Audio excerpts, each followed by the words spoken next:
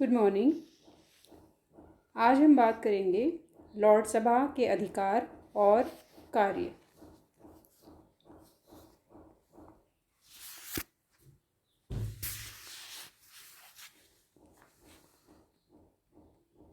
Lord सभा की शक्तियों और अधिकारों को हम निम्नांकित पॉइंट्स में और हेडिंग्स में बांट सकते हैं। पहला, व्यवस्थापन संबंधी कार्य और अधिकार। 1911 ईस्वी के संसदीय अधिनियम के पूर्व लॉर्ड सभा को लोक सदन के समकक्ष ही विधि निर्माण के अधिकार प्राप्त थे, परंतु इस अधिनियम ने लॉर्ड सभा की शक्तियों को अत्यंत सीमित कर दिया। आज उसका कार्य प्रायः विधेयकों को पुनः वाचन करना, आलोचना करना व संशोधन करना मात्र रह गया है, यानी उनकी जो शक्तियां हैं वो क्षीण हुई है। विधेयकों के संबंध में तो ये बात भी लागू नहीं होती, यानी उसकी आलोचना या संशोधन भी नहीं कर सकते। वित्त विधेयक लॉर्ड सभा में प्रस्तावित नहीं किए जाते तथा लोक सदन का अध्यक्ष ही निर्णय करता है कि कोई विधेयक वित्त विधेयक है या नहीं। लॉर्ड सभा को वित्त में संशोधन करने का भी अधिकार नहीं है। लोक सदन द्वारा पारित होने के बाद 1 माह के बाद वित्त विधेयक निश्चित रूप से स्वीकृति हेतु भेज दिया जाता है, चाहे उसे लॉर्ड सभा स्वीकार करे या ना करे। यदि लॉर्ड सभा किसी वित्त विधेयक को संशोधित करके भेजे तो लोक सदन को ये अधिकार है कि वो उन संशोधनों को स्वीकार करे अथवा ना करे। यानी वित्त विधेयक के संबंध में लॉर्ड सभा 1 महीने का एक स्टॉलिंग टाइम के अलावा कोई अधिकार उसके पास नहीं है। जहाँ तक अन्य विधेयकों का संबंध है, वे किसी भी सदन में प्रस्तुत किए जा सकते हैं। यद्यपि आजकल महत्वपूर्ण विधेयक अधिकांशतः लोक सदन में ही प्रस्तुत किए जाते हैं, किंतु अनेक अवसरों पर वे लॉर्ड सभा में भी प्रस्तुत किए गए हैं। लॉर्ड सभा ने उन पर उपयोगी सुझाव दिए हैं। लोक सदन लॉर्ड सभा द्वारा प्रस्तावित संशोधनों को औचित्य के आधार पर ही स्वीकार करता है, किंतु अंतिम निर्णय लोक सदन का ही होता है। जो भी संशोधन अन्य बिल्स में लॉर्ड सभा बताती है, वो लोक सदन की मर्जी होती है कि वो उसको माने अथवा ना माने। 1949 ईस्वी के संशोधन अधिनियम के द्वारा यह निश्चित कर दिया गया है कि लॉर्ड सभा लोक सदन द्वारा पारित किसी विधेयक को, माने बिल को छोड़कर, वित्त विधेयक को छोड़कर, केवल एक बार अस्वीकृत कर सकता है। पर यदि लॉर्ड सभा के द्वारा अस्वीकृत जो विधेयक होंगे, ऐसे विधेयक को लोक सदन दूसरी बार पारित कर सकता है, और इसमें अगर 1 वर्ष का समय व्यतीत हो जाता है तो वह विधेयक राजा की स्वीकृति के पश्चात कानून बन जाता है, चाहे लॉर्ड सभा उसे स्वीकार करे या ना करे।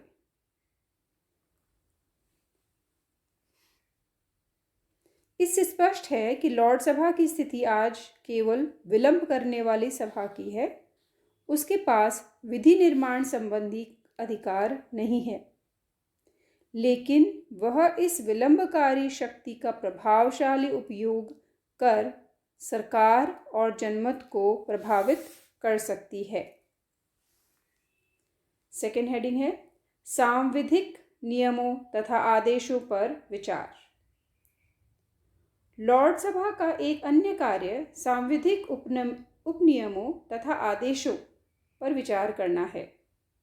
कार्यपालिका अधिकारियों को संसदीय अधिनियमों के अंतर्गत विस्तृत नियम और उपनियम बनाने का अधिकार है तथा लॉर्ड सभा उनकी वैधानिकता की जांच करती है। जो कार्यपालिका नियम बनाती है उसकी जांच करती है।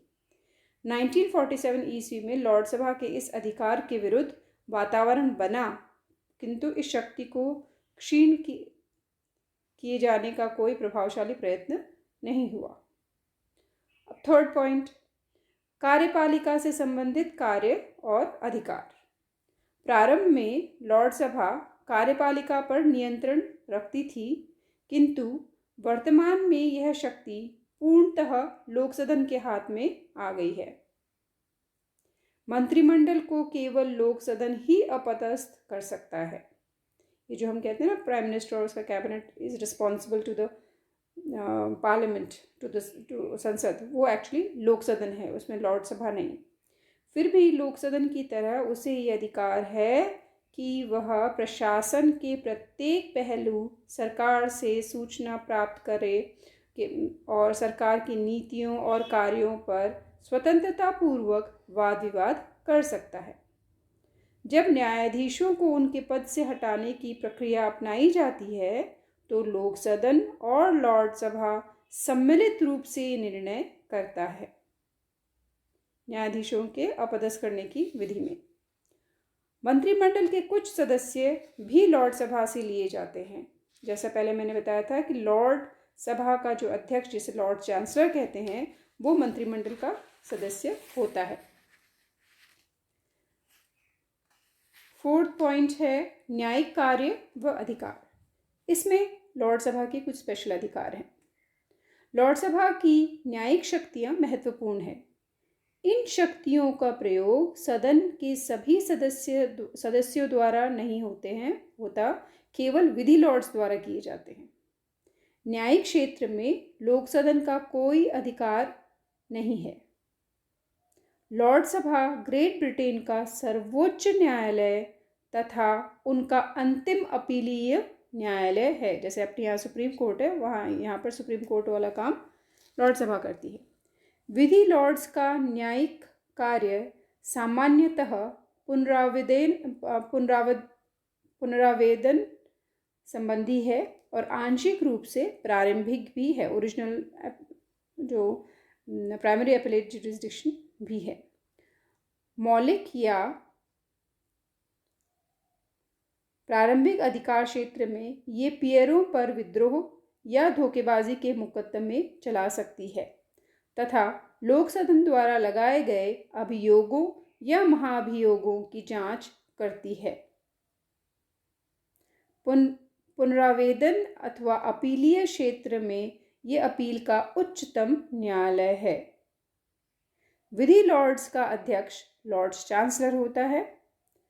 प्रारंभिक क्षेत्र में इसके न्याय संबंधी अधिकारों का प्रयोग प्रायः समाप्त होने लगा है।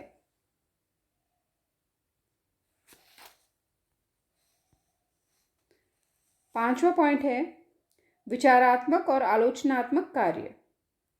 लॉर्ड सभा विधायी निकाय के रूप में इतनी उपयोगी नहीं है जितनी विचारक निकाय के रूप में है। लॉर्ड सभा में ख्याति प्राप्त तथा अनुभवी व्यक्ति होते हैं जो विदेशी तथा साम्राज्य संबंधी मामलों में पारंगत होते हैं। अतः राष्ट्रीय नीति पर लॉर्ड सभा में वाद विवाद प्रायः उच्च कोटि तथा सुचारू रूप से होते हैं और लोक सदन जैसी संघर्षमय स्थिति इसमें नहीं होती। ये सदन प्रस्तावों पर अधिक वाद विवाद करती है, विधेयकों पर कम। लॉर्ड सभा देश की समस्याओं पर गंभीरतापूर्वक विचार करती है और लोक सदन में जल्दबाजी में पारित किए गए विधेयकों पर पुनर्निरीक्षण का कार्य करती है। लोक सदन में प्रायः इसके सुझावों और विचारों का आदर होता है। तो इस प्रकार हम देखते हैं कि जो लोक सदन की तुलना में लॉर्ड सभा की शक्तियाँ काफ़ी कम हो गई हैं, काफ़ी कमज़ोर स्थिति है उसकी।